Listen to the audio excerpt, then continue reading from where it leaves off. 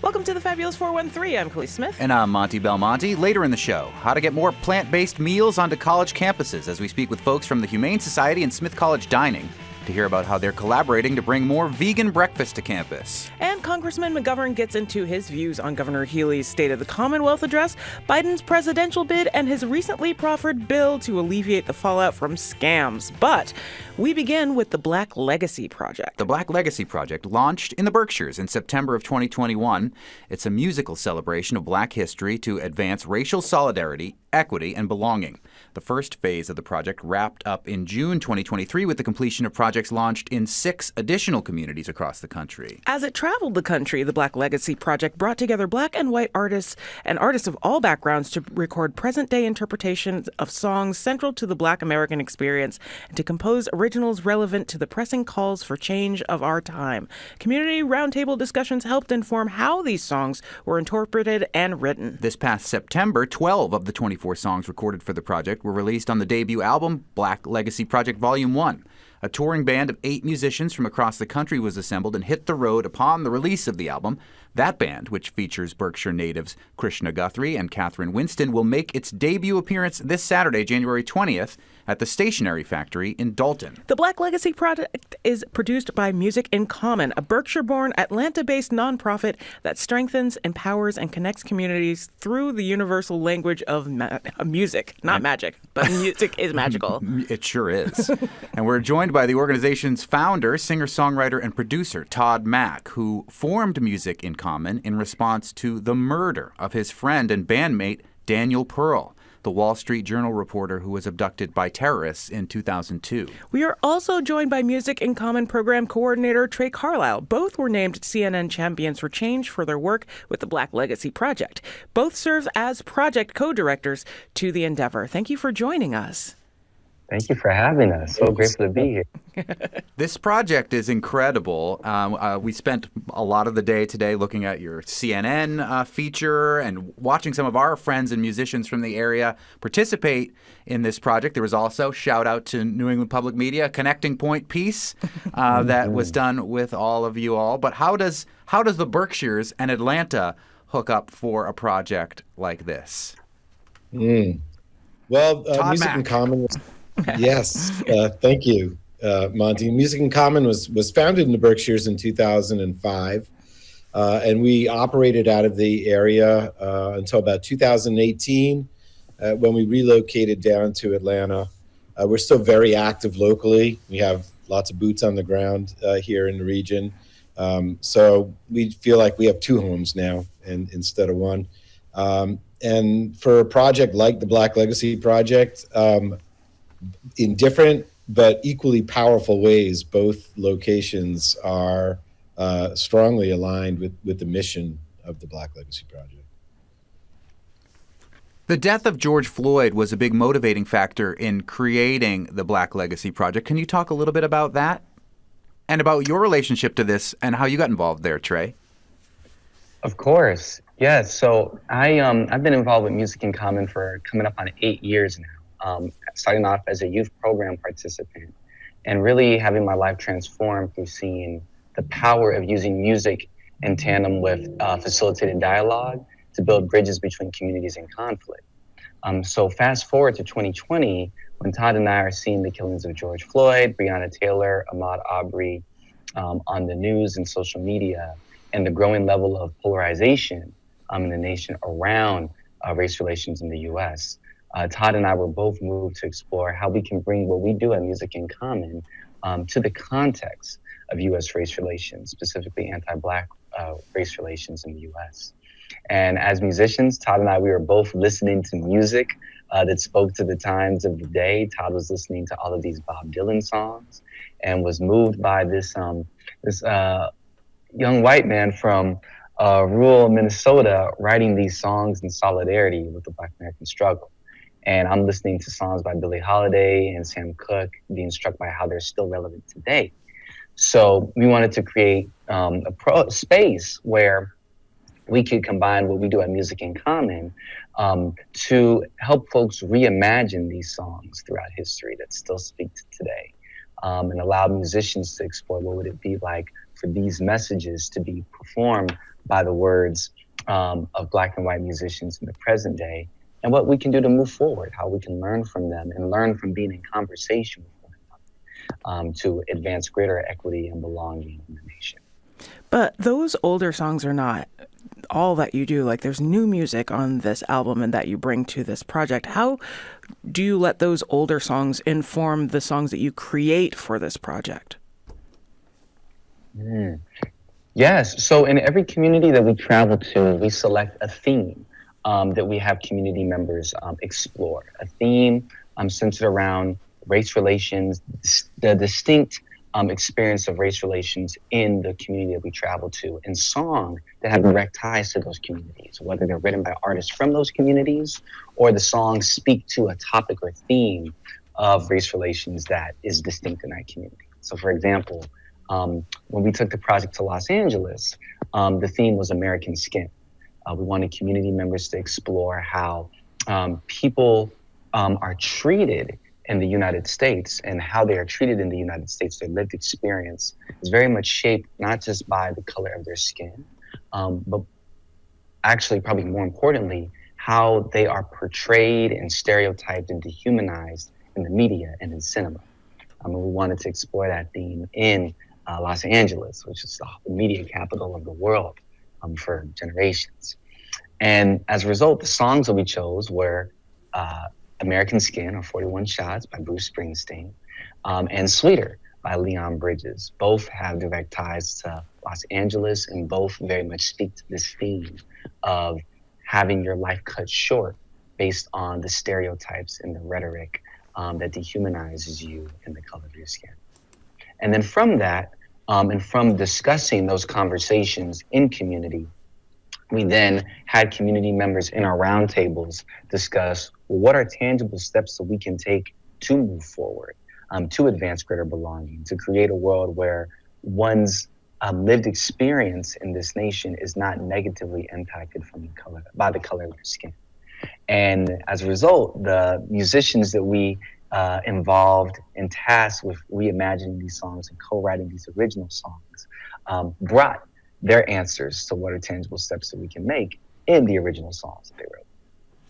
We're speaking with Trey Carlisle and Todd Mack, who are the co-directors of the Black Legacy Project, who are going to be bringing a live performance back to the Berkshires, where they were launched this Saturday at the Stationery Factory in Dalton.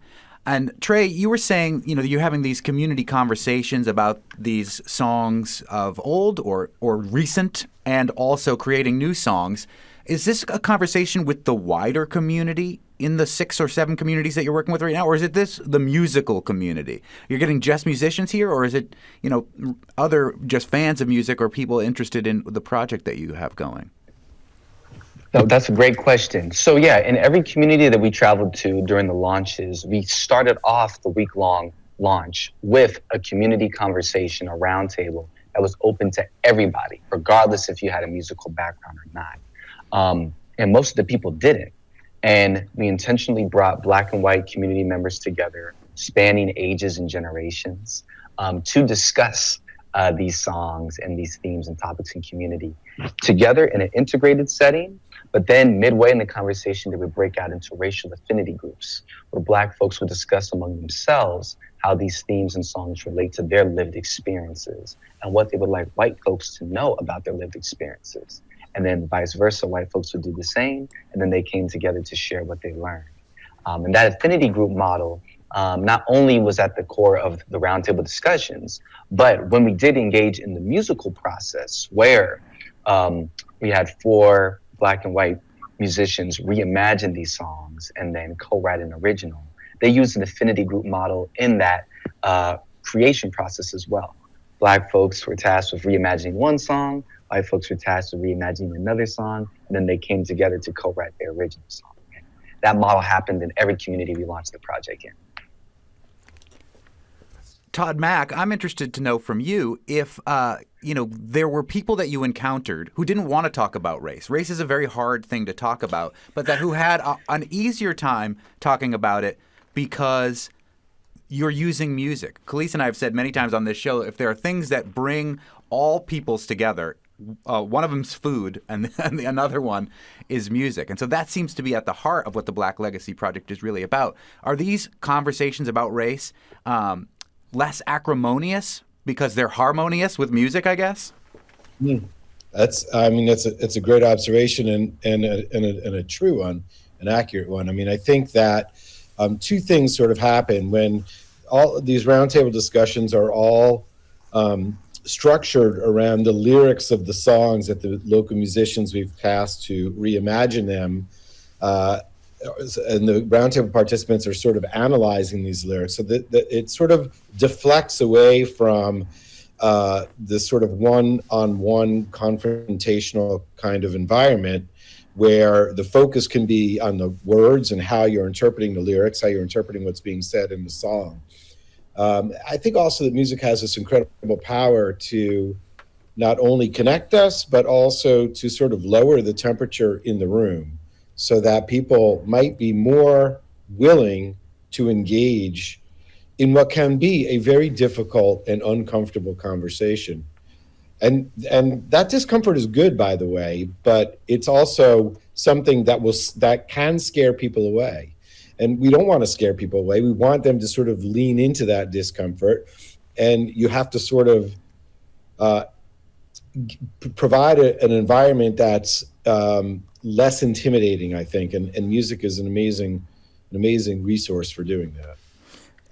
Just curious, in light of that, have there been moments in these roundtables where there was a song brought up where the discussion got so disparate that it engendered some other form of creativity? Like some song came up that divided the crowd so much that you ended up with different new art from it. Trey Carlisle?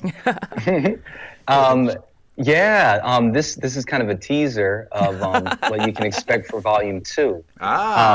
But one of the communities that we launched the project in was Atlanta, Georgia, which is very meaningful to talk about, with this week really being one that is honoring the legacy of Dr. Martin Luther King Jr. And the theme that we had people explore during that launch was building the beloved community. How do we carry on Dr. King's legacy of building this world where everybody is cared for and can share in the wealth of the earth?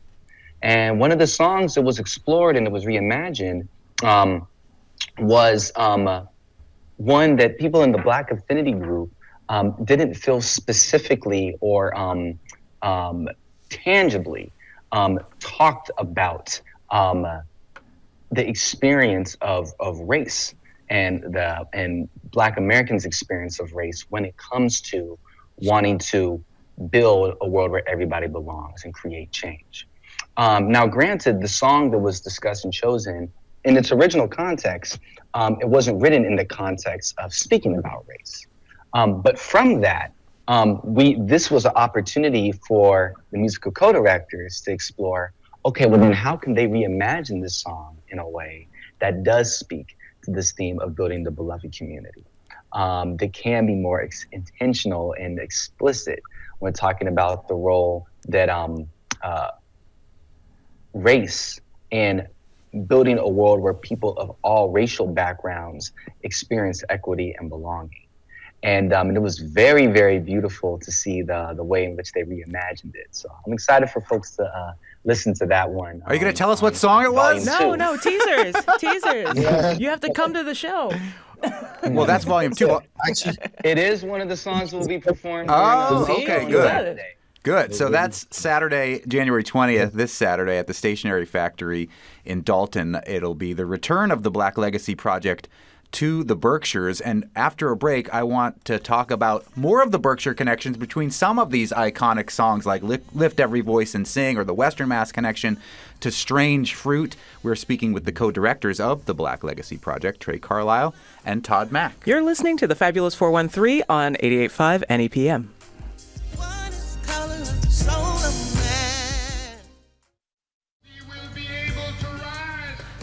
Welcome back to the Fabulous 413. We are with the Black Legacy Project co-directors Trey Carlisle and Todd Mack. The Black Legacy Project returns to the Berkshires for a special concert event this Saturday, January 20th at the Stationery Factory in Dalton, joined by Bree Nicola, Annie Guthrie and Eric Reinhardt and other local artists. This is going to be a really fun show. It does sound like a great show. And as we were mentioning before the break, there are, the Berkshires might not be the first place you think of when you think of black music in America.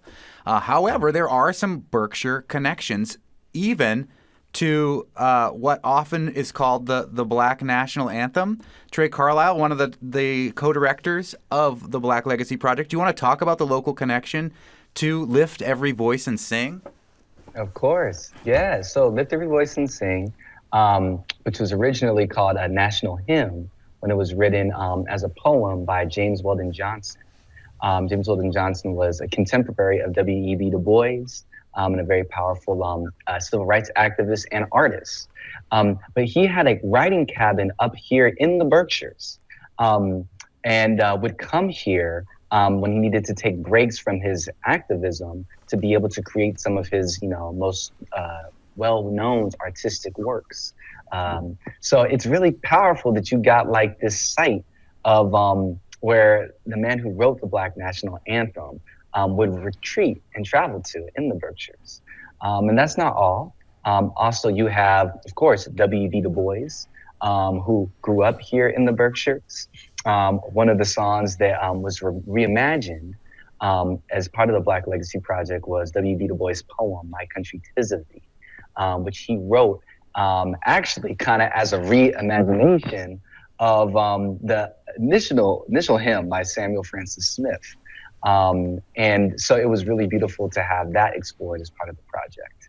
And then one of W.E.B. Du Bois' colleagues was Abel Meerpool, who is the man who wrote Strange Fruit. So it's very beautiful to see the connections that a lot of these like really profound songs in Black American history have to this place in rural New England.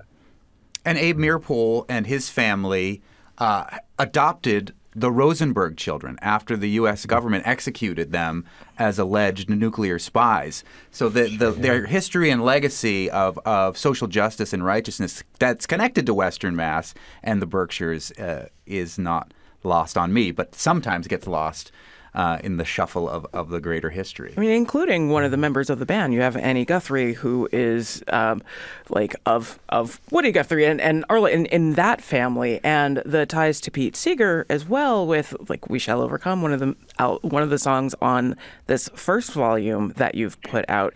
Like, there's so many connections across the board. Can you talk about the influence of the Guthries and the Seegers and their Berkshire connection to what the Black Legacy Project is up to? Todd Mack, one of the co-directors? Yes, sure. So Annie Guthrie, as Gleese just mentioned, was a musical co-director here in the Berkshires when we launched the project. She reimagined with Eric Reinhardt, "We Shall Overcome," a song made famous by Pete Seeger, which really became sort of the anthem or the theme song, if you will, for the civil rights movement in the 1950s and 60s. Annie's brother, Abe, recorded those sessions at the Guthrie Center in Housatonic, Mass. And Abe's son, Annie's nephew, Krishna, is part of the touring band. So the Guthrie family seems to be all over this thing. And I think that seems kind of fitting when you think of, the spirit of Woody Guthrie, for sure, and what he was setting out to do with music as his weapon, if you will, his tool. His machine kills fascists, as it said on his guitar. And Yeah. Pete Seeger said this banjo surrounds hate and forces it to surrender, I think. Maybe a little bit more tempered look, but the same two sides of the same coin. Yes, exactly. And I think both sort of exemplify how music can be this incredibly powerful art form in creating change, in bringing people together, in facilitating hard conversations. Speaking of being all over, this project started in the Berkshires. It's moved to Atlanta, but it's now in a total of, I do believe, 7 areas. How did you get into those other locales, and what was it like interacting with Black populations there? Yeah, so I'll start it off and then kind of hand it off to Trey. But in choosing the 7 communities, we really wanted to create sort of a snapshot of the United States and the lived American experience. And so the 7 communities are Los Angeles, the Mississippi Delta, Atlanta, Boise, Denver, the Berkshires, and the Ozarks in Northwest Arkansas. So you have the eastern part of the country, the western part of the country, north, south, rural, big city, extremely diverse locations, very homogenous, sometimes predominantly black, sometimes predominantly white, and really just trying to create, as best we could, a snapshot of what this country as a whole looks like. I think Trey did a really amazing job, and he really should get his PhD for this project because the amount of research he put into learning about Black history in not only each of these 7 communities, but it was really a much, much larger list that then got whittled down to 7. I think we started with over 50 communities that we were looking at, how to whittle it down to these 7. And I'll sort of hand it off to Trey to just kind of talk about that experience and sort of the things that he learned in the process. Yeah, I mean, the most beautiful thing that I learned from the process, which is something that Todd and I believe, and is what inspired us to take this approach of creating this snapshot of America, is that there is Black history everywhere. There's a history of race relations everywhere. There's a history of positive and negative race relations everywhere. Because what is also not talked about, of course, Black history in different communities is very much under-taught, I would say, or exposed. But equally as underexposed is this history of Black and white folks working together in solidarity to advance equity and belonging. And you have that history in every community as well. So we wanted the Black LP in these 7 communities that we've launched the project in to embody that, to show that there is this type of history and a need for these type of conversations in every community.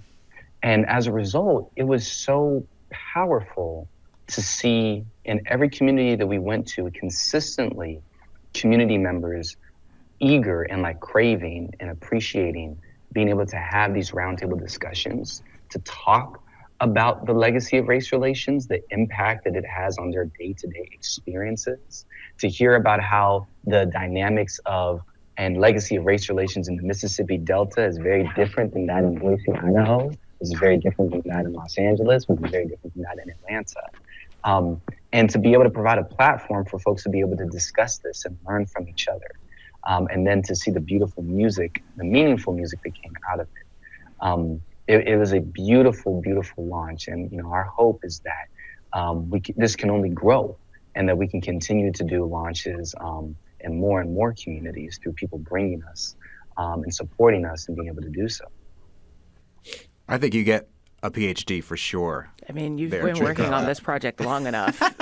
We award you an honorary PhD from the Fabulous 413. We are not accredited. Man, I appreciate And the album, I appreciate that. The album is great. Volume 1 is out and available, and the Black Legacy Project Live is going to be returning to the Berkshires, where this project was born, for a special concert this Saturday at the Stationery Factory in Dalton. And I know that you're working on Volume 2. You had a great teaser about what song's going to be on there. That will be performed on Saturday night. We've also got a 7-part docu-series that's going to be highlighting the communities. Coming out later in the year. Yeah, that's exciting. So we'll be looking out for that as well.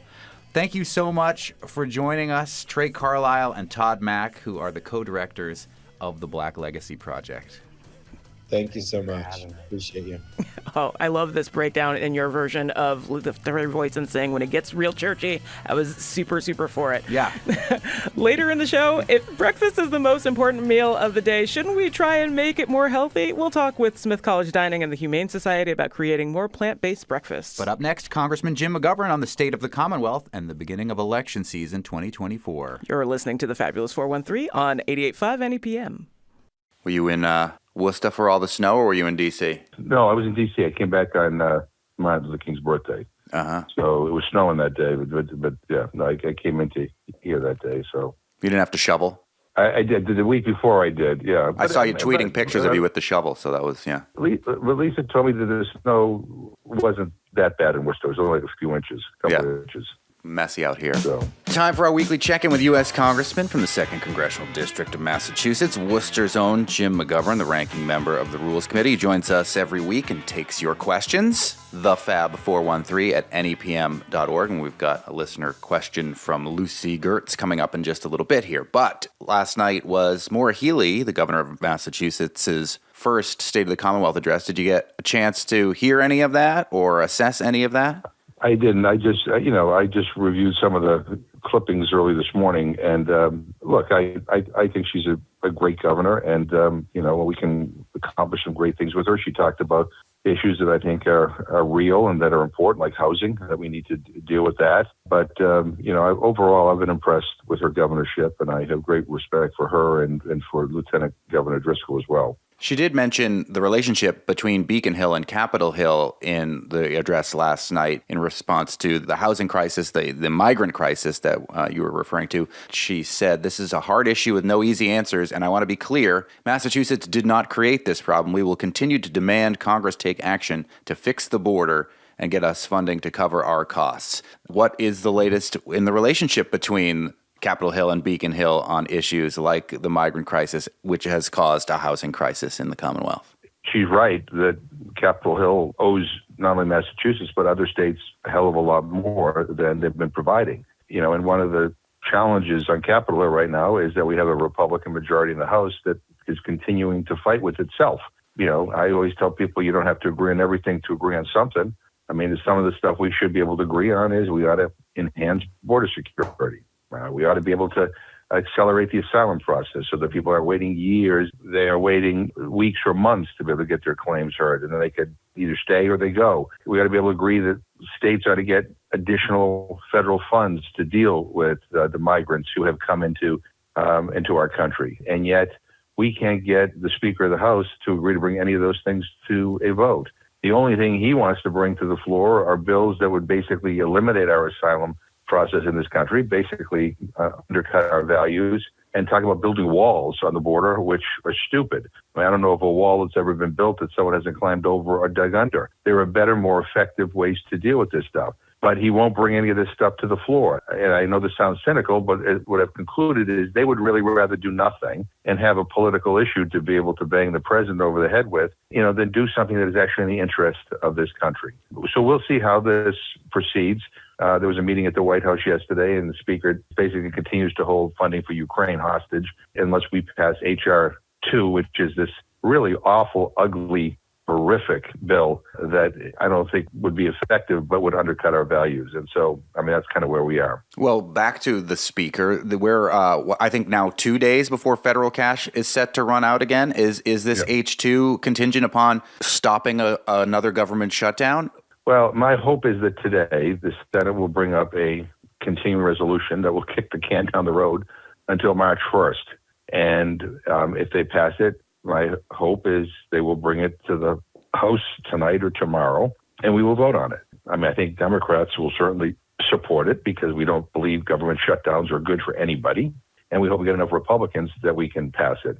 Now, the Speaker has a problem in that he's going to try to bring it up under what we call suspension of the rules, which means you need 2/3 majority for it to pass. Because of the infighting within the Republican conference, they can't even support a rule to bring this up for consideration. We have made it clear to the Speaker we're happy to work with him any way we can to avoid a government shutdown. A government shutdown is not good for our economy. People will be hurt. It is just a stupid idea, and we should avoid it at all costs. So I'm cautiously optimistic that by tomorrow we will have passed this kick the can down the road bill for March 1st. I guess that's better than nothing. But does that put Speaker Johnson in a vulnerable position like the former Speaker McCarthy was in, now that Marjorie Taylor Greene is already indicating that she may want to call for his removal?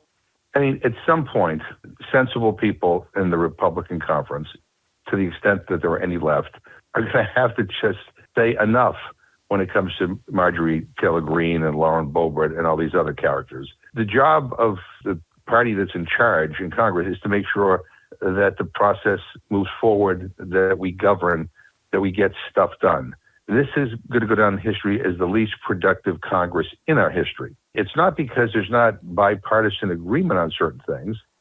It is because there's such infighting, such turmoil within the Republican conference that they can't even agree on what to bring to the floor, and they can't even agree that anything should be brought to the floor.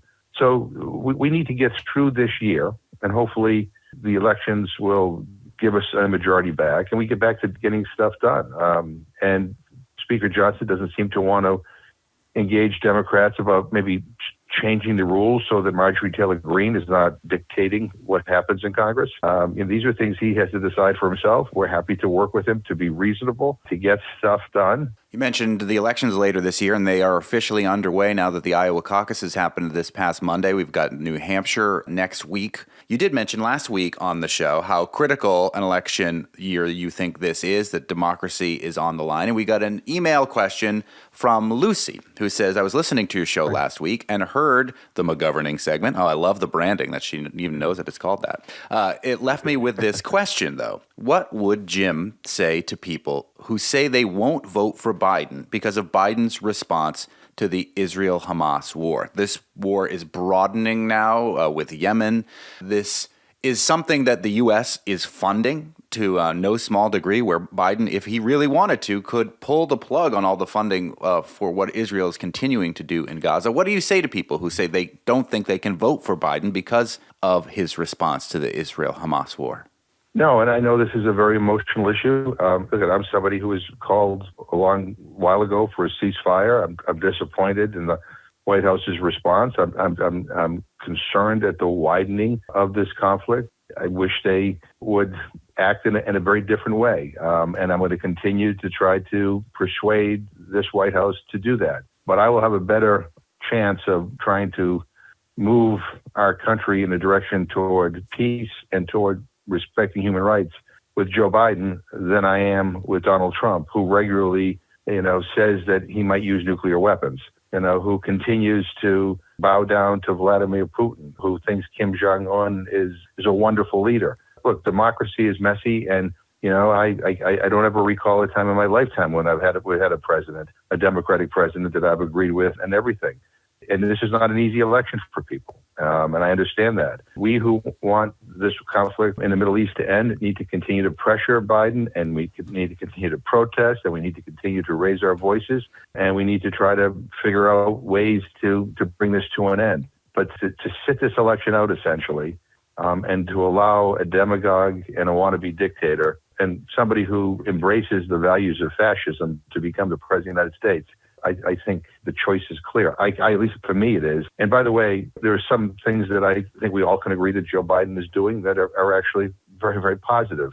From the investing in rebuilding our infrastructure to doing this White House conference on hunger, nutrition, and health, to trying to move us to address the issue of climate change, the biggest investment ever to combat climate change, and the Inflation Reduction Act. A man who's decent. We may not agree with him on what he's doing in the Middle East, but who's not racist, who is not going to continue to divide this country. I'm not a fan of Nikki Haley. I don't share her values, but I'm listening to the way Donald Trump is talking about her in New Hampshire. The racism and the mocking of her heritage. And I don't know. I just think this is one of these moments when, I get it. Joe Biden is not perfect, but look at the alternative here. Again, I wish, I'm hoping Biden's policy will evolve sooner rather than later, but we're going to continue to push him on a ceasefire and to push him to really move toward a two-state solution. Is there bipartisan support for a ceasefire or any hope for a ceasefire at this moment right now with broadening conflict in Yemen, as I mentioned before? Is there any real talk happening about the U.S. making some real actions to try? I know they want to turn the lights back on in Gaza, some very small things like that. But like I said before, Biden could, for all intents and purposes, end this war himself right now by saying we're no longer supporting what Netanyahu is doing. So let's be clear. If Biden were to say that we're no longer supporting Netanyahu right now, that doesn't necessarily mean the war ends. There are other places that Israel can get weapons from. Look, I continue to be hopeful. One of the things that has to happen ultimately is that if we're going to get to a better situation in the Middle East, the Palestinians need to cultivate leadership that is not Hamas. And when people tell me that Hamas are freedom fighters, I cringe because of their cruelty and their brutality, not only in terms of what they did on October 7th, but in terms of how they treat people, how they treated people within Gaza, number one. The second thing is Netanyahu has to go. I don't know how there is a future, a peaceful future, or a future that incorporates a Palestinian state that is economically viable, that gives Palestinians, hope with Netanyahu there. In many respects, we're at a perfect storm. But we need to be pushing Israel harder right now toward transitioning to a different phase, one that ends the bombing, and one that hopefully transitions the Israeli government to somebody who's more reasonable and rational, who's not holding on to power because he's afraid that if he loses power, he'll be put in jail. I sense that the Biden administration is increasing the pressure on the Israeli government. It has not produced the results that I want or you want right now. That doesn't mean that we stop pushing. We keep on pushing. We keep on pushing. We keep on pushing. Peace is the only realistic pathway to a better future for everybody, a secure Israel and a future for the Palestinians that they've been denied for so long. Last question for you has to do with legislation that you introduced with Representative Jamie Raskin. It is called Tax Relief for Victims of Crimes, Scams, and Disasters Act. My teenage kids' bank accounts keep getting hacked. Is this going to help them out in some way? It seems to be this has more to do with crumbling foundations after weather damage. No, but it could be if you're scammed out of something or you're a victim of some sort of crime. I one of the things that brought me to this issue was the fact that we have a lot of homeowners that have bought houses in my district, but such as my districts all around the state, all around the region, in good faith. They've had housing inspections, but their foundation included this thing called peritite, which results in cracking in the foundations. And the only way to deal with it is to lift your house and put in a new foundation, which sometimes costs more than your house did. Mm-hmm. The companies that have been responsible for the materials that are in foundations have escaped any kind of accountability, and we have homeowners that can't sell their homes, and some of them have replaced their foundations, but that's their life saving. So I'm looking at this bill as one way to provide some relief to those individuals, but that's one scam. But there are a gazillion other scams as well, and oftentimes, when you're scammed, it's like nothing you can do, and nobody's accepting responsibility. Companies, shut down and disappear, and you're left high and dry. And so this is one way to provide relief to people who have become victims of these scams. And again, I just done a tour of houses that are crumbling foundations. So this might be something that could help them. U.S. Congressman from the 2nd Congressional District of Massachusetts, Worcester's own Congressman Jim McGovern. Happy to answer the questions that you send to us, and I'll ask on your behalf, thefab413@nepm.org. Thanks as always, Congressman. Always good to talk to you. Be safe. Up next, getting more vegetables into the mornings at Smith College with Chef Humane Alvarado and Dory Nang of the Humane Society. You're listening to the Fabulous 413 on 88.5 NEPM.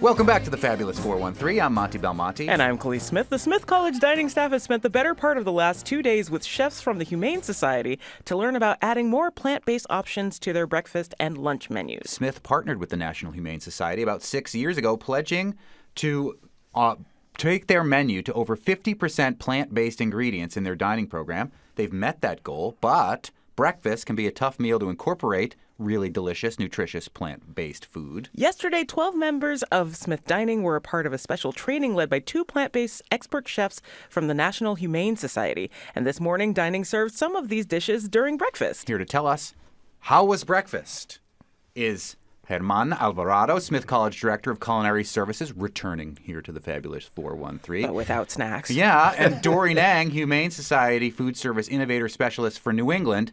And they wish they were New England, New York, and New Jersey. Other parts of the country somehow think that New York and New Jersey are part of New England, and they are wrong. They're wrong, yes. They are wrong. But you cover New England and those other states. I do. I moved down to the Mid-Atlantic. Ah, That's good. See, you know what section of the country Philly. they're in. I am from Philly.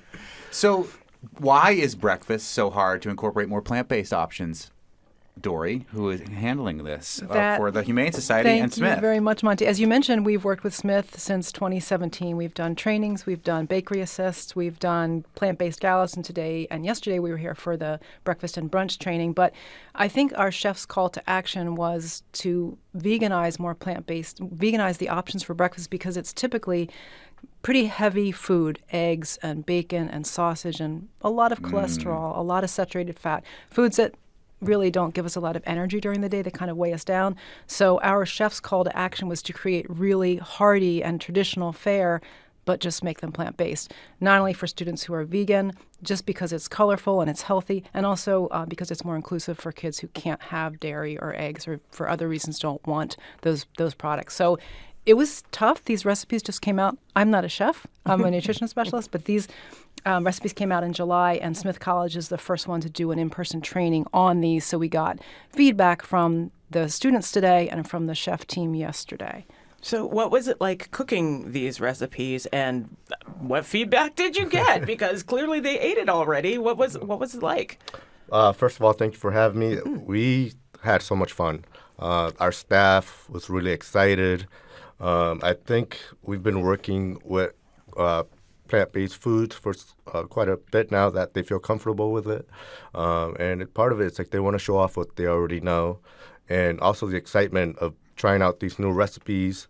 I was excited about it because they were a diverse batch of recipes, which is great for us. There's a couple of dishes here that I have never heard of or seen, and everything tasted delicious. And I think the student feedback was great. They agreed. They loved it. There's a couple of students who said, I'll still eat my regular breakfast, but this was really good and a great alternative. I'll try it again. Yeah, the brief list that you have here has some really good stuff. Like you've got shashka, and I'm curious how that works with no eggs. Madamas, which is one of my favorite dishes, period, it's fava beans that are stewed, and it's just wonderful.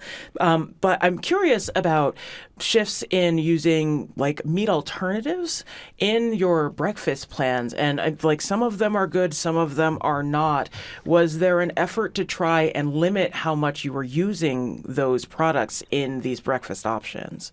That's a great question, and I'll answer very briefly and then pass on to Chef, because we default to whole food plant-based. We know there's a place for plant-based meats or plant-based cheeses, but we try to rely more on whole foods like tofu and tempeh, beans, grains, legumes. We want to do more whole foods. They're better for us. They're less expensive. So there's a place, for example, we were talking before this interview, one of the recipes we tried was a Beyond Breakfast muffin. So it's a corn muffin with jalapeno and peppers and onions and scallions. Delicious. But it has some Beyond sausage crumble, so a plant-based sausage. It was very tasty. It was served with a compound chipotle delicious. butter. Nice. So I think that's a great example of like, no, we don't want to serve an entire meat analog burger. It's not really healthy. They're quite expensive. Not everybody likes them. But you can flavor with the plant-based sausage in a muffin like this. And so I think that was a great kind of meeting of the minds. We want to do more whole foods and they want to do more whole foods for their kids' health. But it's also an expensive product that we don't want to use a lot of those meat analogs. Not everybody likes those. Right. So there's really, I think, a way forward, whether it's lentils, chickpeas, tofu, or one of the products that are plant-based. Yeah, and I agree 100%. We have a allergen-free kitchen, so some of those products usually contain soy or a lot of additives. So clean, whole grain or plant-based whole foods is the way we'd rather go. I think there's a place for those products for someone who wants to try not eating meat, but still want the same textures and flavors, kind of as a gateway, I would say. But we definitely would prefer more of a plant-based whole grain nutrition. That's Germán Alvarado, who is the Smith College Director of Culinary Services, and we're also joined by Dory Nang, who is from the Humane Society Food Service Innovation Specialist for New England and beyond, not just Beyond Meat, but beyond as well. Germán, as the head chef at Smith, and of all these recipes that you have tried out with the Humane Society, was there which one that you were like, this is my favorite now? So I know it's hard to say, but I really enjoyed all of the recipes. The chai scented mandasi, it was the first time I've ever tried it, and it reminded me of a beignet, it was replaced with a chai spice blend, so it really gave it an earthy feel, and it was so good. It was tossed in a little bit of cinnamon sugar, sort of a spice blend. It came out great. The recipe incorporated coconut milk, some of our local flour, and the chef that we had really enjoyed making it, and I think he found some techniques based off of his personal knowledge. He was able to improve the recipe a little bit more. He tested it. He thought it needed a little bit of this, a little bit of that, and after try and error, he came out with a great product. So this is the first institution that you're taking this initiative to. Where else is this going? I just want to be sure to mention that this is the first time we've done the breakfast and brunch new recipes, yes. Although we have been doing these types of trainings since 2017, and we've been to Smith. This is our 5th time, but the first time with the breakfast and brunch recipes. If I can add on about the mandazi that Chef Erman was talking about, I met a student from Kenya this morning who tried them, and they're apparently from Kenya. The recipe is from Kenya, and she said these are so good. They're really authentic. Cool. So did you ask what other places are you taking this to try it out? So we were just at RIT in May. They have a similar pledge, not quite as high as Smith College. Penn State is also pledged. A similar pledge is a little bit lower. University of Michigan is also at 55%. So our in-person trainings are saved for the pledged accounts. We still do virtual work. So if someone has a lower pledge or they're not able to set a sustainability goal, we still have a lot of resources, recipes. We have webinars that we do. We have toolkits, a lot of resources on our forwardfood.org site. But when Smith College, for example, a place like Smith College makes that commitment to say, we're going to be sustainable in dining, we're going to serve 55% plant-based entrees by the end of 2025, they're already very close, and we kind of help them get beyond that. We have ideas for more collaborative endeavors in the future because Smith has been very forward-thinking and plant-based for a very long time. So whenever we come here, it's not like introducing something brand new. It's kind of adding more ideas. And as our chef, who couldn't join us today because he's flying back to Detroit, he said these are a template. So we know the chef team at Smith is already very talented. You might want to flavor these differently. You might serve them differently. They might be here a wrap, and you're going to do a bowl depending upon where you serve it. And that's why we got feedback this morning during the takeover of... Remind me of the dining hall. We were Cutter, where There's we had a lot of them there. There are a lot of houses. We're learning the lingo, but we had the takeover there, and it was important to get feedback from the students. And really, when I looked at the survey, they wanted it in every single house. Bring it here where I usually have my meal. And so it's up to the Smith team now to decide when they can put on the menus, how it's going to be served. If it was too spicy, if they want to season it differently, if they want to serve it differently, if they want to cut the portions. Like I know when we were sampling yesterday, sometimes you didn't want the entire sandwich or the entire burrito. So, smaller bite size when it's a type of take all you'd like to eat, buffet style, it's easier to have smaller portions. So they'll work with that, what works for their kids. Everywhere we travel, it's going to be a little bit different in dining. I have the most selfish question. Why is congee not on this list? So we have had congee at Smith as pop-ups, and it's a hit. And I think we definitely have to have more of it. I mean, it's an easy vegan thing to do, and it's delicious. And now you're all well-trained now that you've been working with the Humane Society, a food service innovation specialist for the Humane Society of New England. Dory Nang has been joining us, as has Germán Alvarado, the Smith College Director of Culinary Services. We're going to have to poke into some of the dining halls and see which of these incredibly plant-based menu items have made it after the training over the last couple of days. Thank you so much for joining us. Thank you. Thank you. For having us. Tomorrow on the show, he plays 80 shows a year for about 40,000 people a show, and he takes requests. Boston Red Sox organist Josh Cantor will join us as MGM Springfield gears up for Red Sox winter weekend. Josh wants to play your requests live on the radio. Email them to us, thefab413@nepm.org. And more Live Music Friday for Live Music Friday with Muswell Hillbillies. And if your January is running dry, we'll explore mocktails at Jackalope with our resident mixologist, John Bilson. We'll see you tomorrow on the Fabulous 413. Indeed.